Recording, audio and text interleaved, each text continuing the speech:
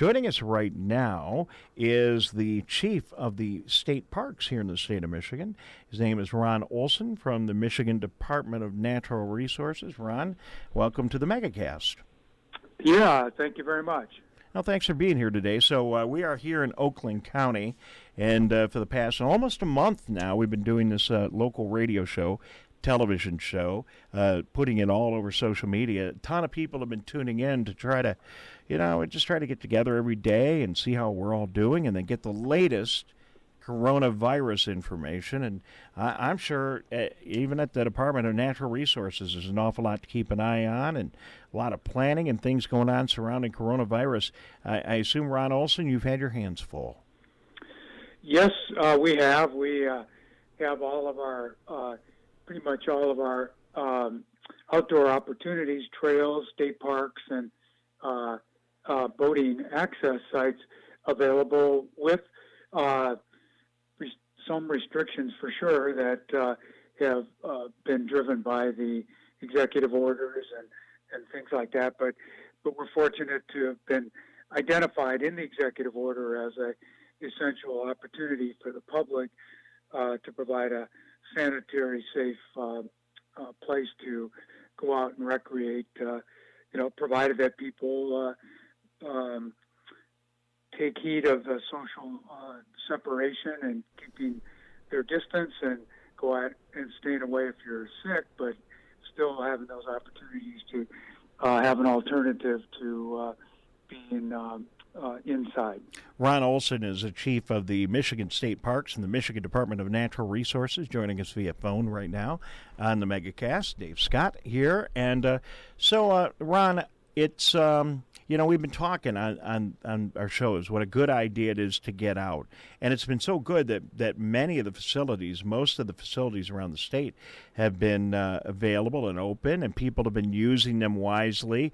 We did see a little problem with one of the national parks, Sleeping Bear. They had to close it down because, people weren't keeping their social distancing. But would you say that's more the exception than the rule? Yeah, at first, it seems like a long months ago now, but it was 3-4 weeks ago when this whole thing started to really ramp up. We saw people going out and not observing the distancing, but over that period of time, we've experienced people more and more have heeded that separation. And a couple of weeks ago, we started even enforcing it, and we had some individuals at a few areas that didn't respond, and out of I think our enforcement people have had 300 or 400 contacts, shall we say, and I think there's only been 3 or 4 tickets written to people that were, because it's a civil infraction if you violate that separation. But by and large, it's been generally well managed by people individually at state parks. We've had a few problems at a few areas where people congregate to fish. For example, Tippy Dam Recreation Area up on the Manistee River. We had to close that because there were hundreds and hundreds of people trying to catch steelhead salmon in a very constricted area, and it was very difficult to maintain separation. And we did have some challenges at some boating access sites where we had a lot of people wanting to get their boats out and whatnot to launch to go fishing, and that was some challenge. But generally speaking, people on trails and otherwise have been respectful of one another of late, even including very busy parks like Belle Isle and Detroit that we manage. And we just got update reports yesterday, and that the staff by and large and our enforcement folks are saying people are, while there's a lot on a decent weather day, there's people have been separating themselves very well too. So that's positive in that regard. Well, and that's going to get more and more important as the weather gets nicer. I mean, for goodness sakes, it's snowing today in the middle of April, but it won't be for long. It's going to warm up again this weekend, and before you know it, we're going to have 70-plus degree days. And here in Michigan, it's just a tradition after a long, tough winter, and it's been a really tough one this year. First thing everybody wants to do is get out and enjoy the parks and recreation, and it's gonna be different, especially soon. But no reason why people can't get out as long as they follow the rules. And I'm not going to debate on this show whether the rules we have are the right ones or the wrong ones. They just are what they are. In short order, they're going to be changing, though. Are you working, Ron Olson, in the Department of Natural Resources and at the state parks? Are you building plans and putting advice together for the governor so these rules are rules that we can live with and work with as we get back to our new normal? Well, exactly. Yes, we're preparing right now for, we call it reversing the triangle, meaning that as the triangle has gotten narrower with restrictions, and what would that look like to reverse it, and what would be the time frames and things like that. Once the order is, the parameters of the order start going backwards in terms of releasing some of the restrictions. And so we're preparing for that right now, and what that might look like once the governor and their advisors determine that lifting the orders or altering or changing them, and we take our lead from that, of course, and follow that accordingly and stay within the guidelines of that. But there's discussions that'll be going on robustly in the next few weeks to look at those kind of things. Yeah, I think one of the biggest challenges, and it's got to be difficult, I'll just be honest and direct, it's got to be difficult for your officers who are trying to enforce these rules when you get something that the public is a little bit concerned about right now, and that's, the distinction between a motorboat and a sailboat. And I'm sure there was a really good reason for that. But, I think most people look at that and they kind of scratch their head, and it's got to be tough to enforce. People just want to get out on the water and fish and enjoy their summer. So, I salute you and your team. It's not their job to make the rules. They just have to enforce it and be out there in the front line.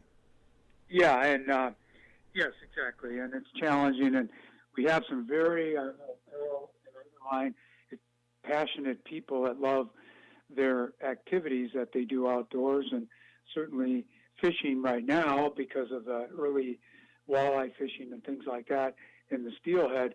There are a lot of passionate people, but yet at the same time, there's a balance between, pausing what you're doing, staying closer to home to recreate, things like that, and alter your choices, because in the long run, everybody wants this, the tide to get turned on this whole reason why this is all in place in the first place. Do you think that we're going to get in a situation this summer where things get back to some kind of normal, where we are out on power boats, we are out on our lakes? I suspect we're going to be keeping our distance this summer, but do you think we can get closer to what a Michigan summer normally looks like? Well, let's just put it this way: we remain optimistic that that things will improve. That if things go the way that people say, eventually the line will flatten out, and things will start to reverse as we described. But I'm hopeful and optimistic that at some point this summer the people will be able to resume their lives, and that includes these outdoor recreational pursuits that everyone enjoys in different ways.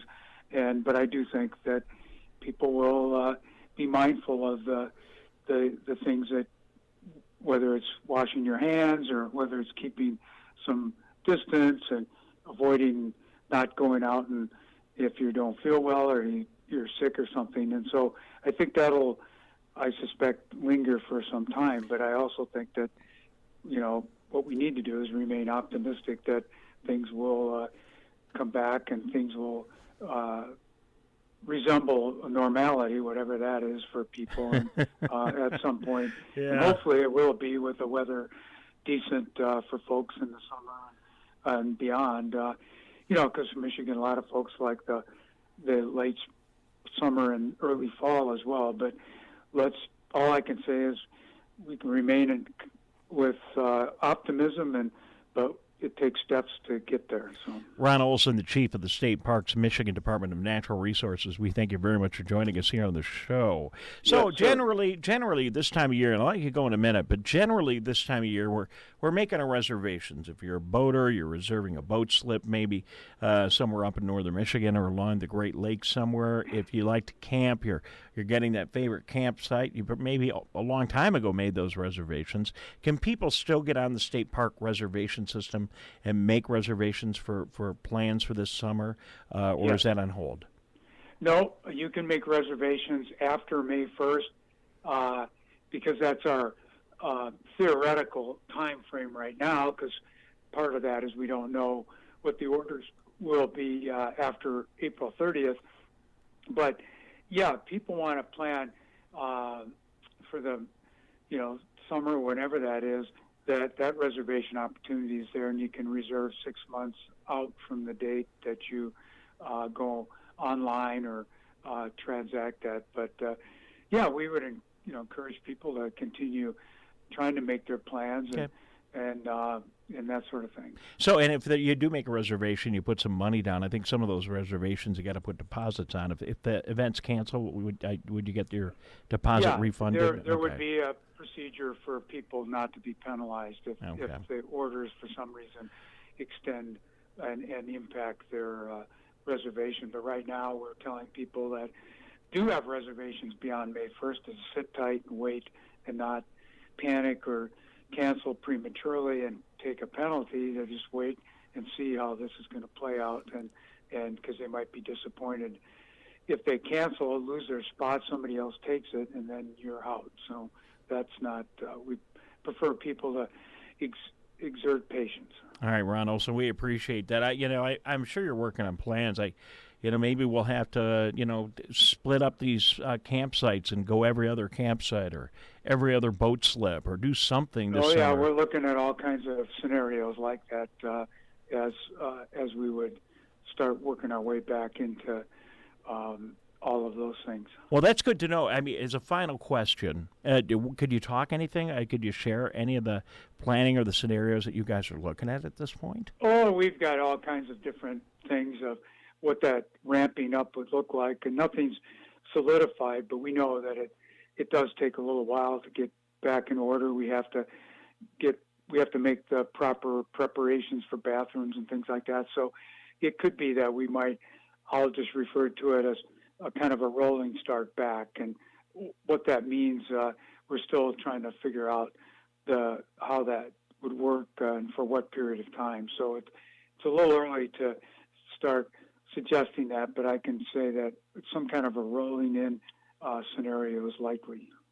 Well, it's good to hear. Ron Olson, thank you very much. I have a bag of marshmallows, some graham crackers, and some chocolate bars just sitting, waiting for that campfire this summer. So there's nothing better than up north in the state of Michigan in the summertime. We're looking forward to hopefully enjoying that this summer, and thank you for joining us here in the MegaCast today. Yes, sir. Okay, thank you much.